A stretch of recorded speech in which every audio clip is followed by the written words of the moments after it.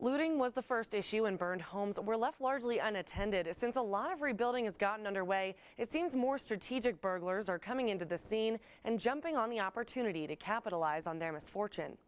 June 26, 2012, a community's outlook changed. You think, well, there's so much space between these houses.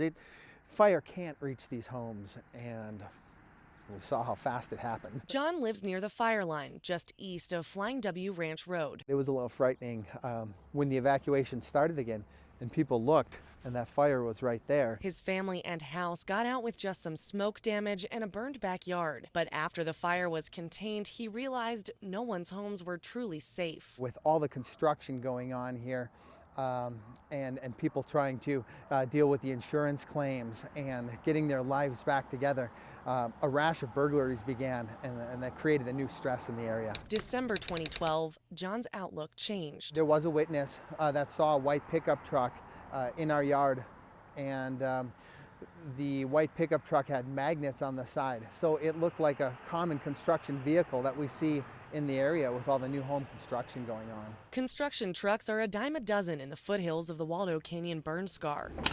The robbers taking advantage of the bustle, using it as their camouflage.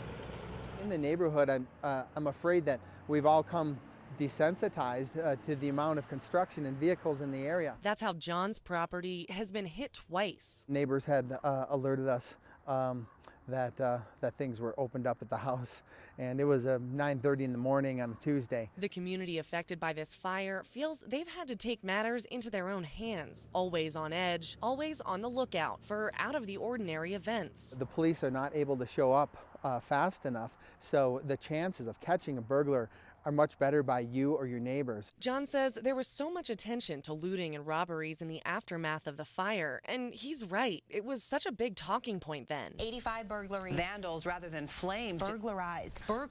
Ransacked. But now, During the fire, including... there's barely any attention, and still just as many strangers in the area.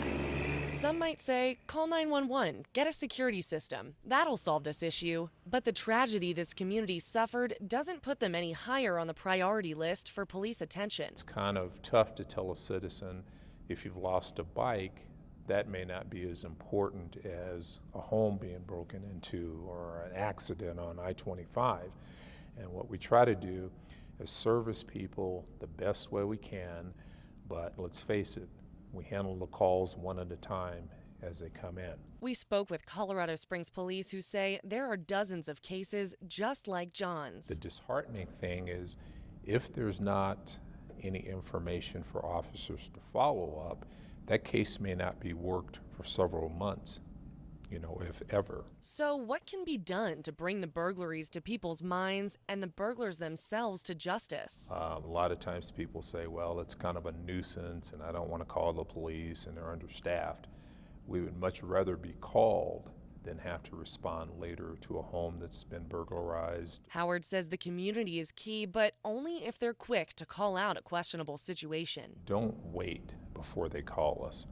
A lot of people think, well, that vehicle didn't look right or that truck didn't look right, and they wait several minutes to hours later to report it.